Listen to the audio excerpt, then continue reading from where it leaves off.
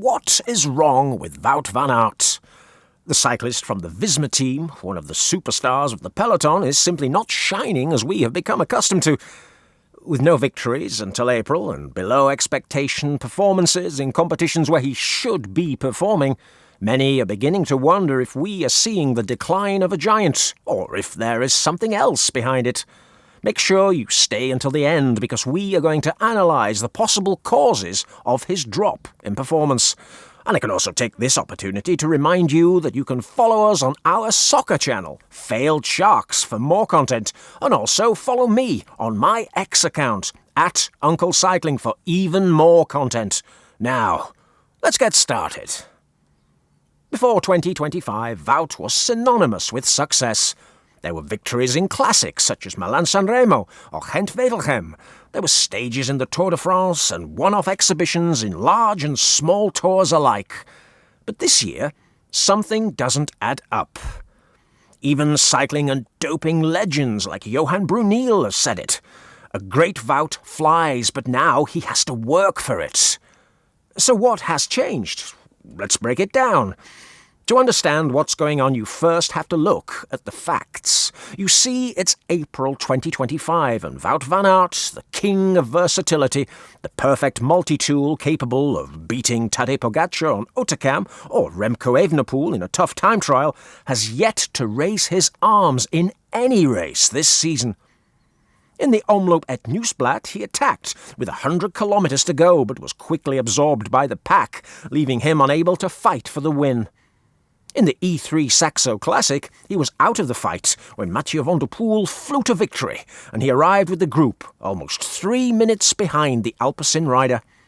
And in the Dwars door Vlaanderen, in a 3-on-1 between Visma and Education First's Nielsen Paulus, Van Aert lost in the final sprint against the American after a failed team tactic in which the Belgian squirrel ended up having to apologise to his angry teammate, Matteo Jorgensen.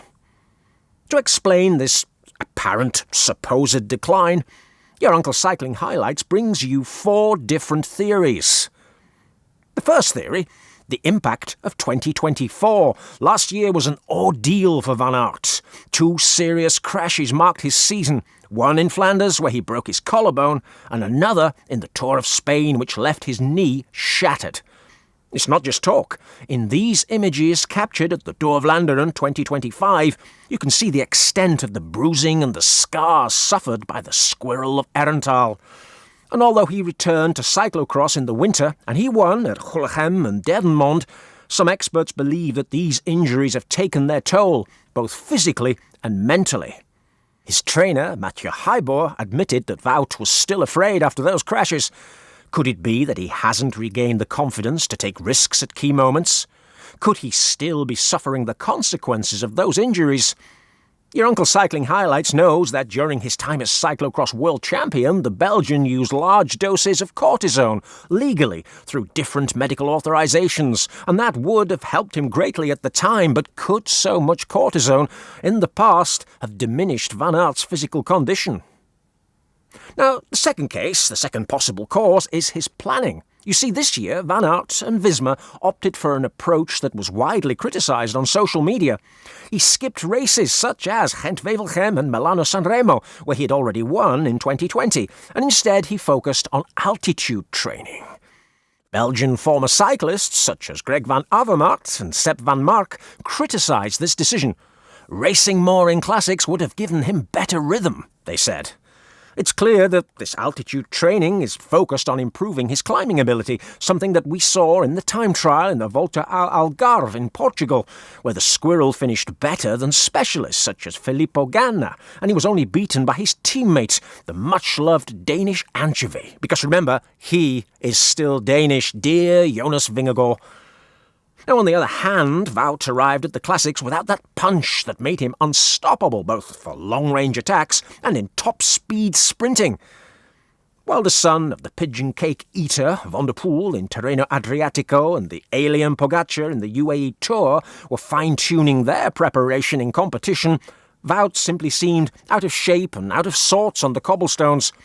A tactical error, perhaps, or simply a miscalculation.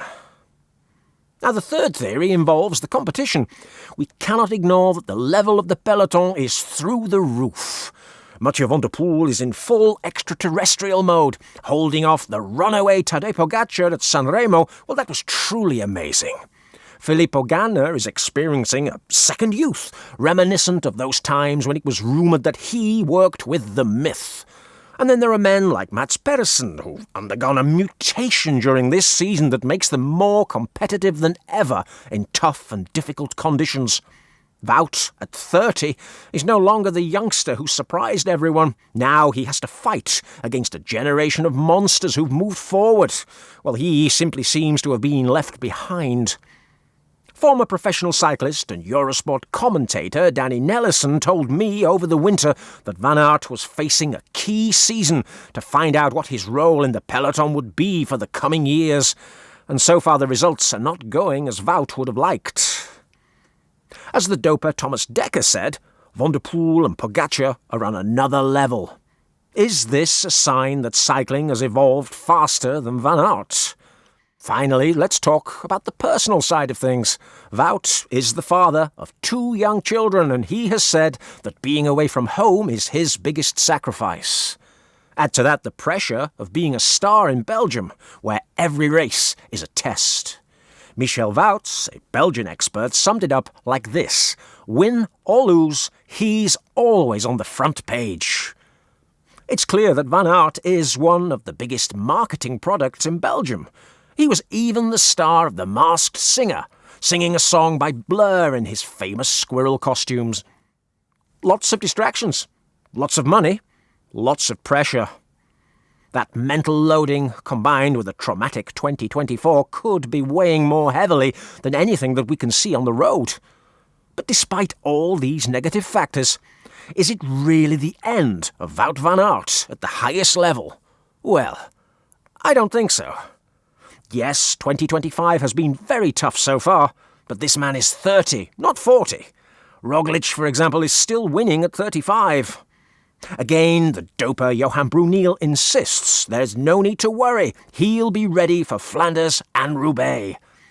Wout himself has said that he just needs time to enjoy himself and get back to his best. Personally, I saw him at a very good level in the time trial in the Algarve, and his performance during the season has ranged from a very low level in the Klassiker des Heijn to being, well, very close to victory in the Dwars door Vlaanderen.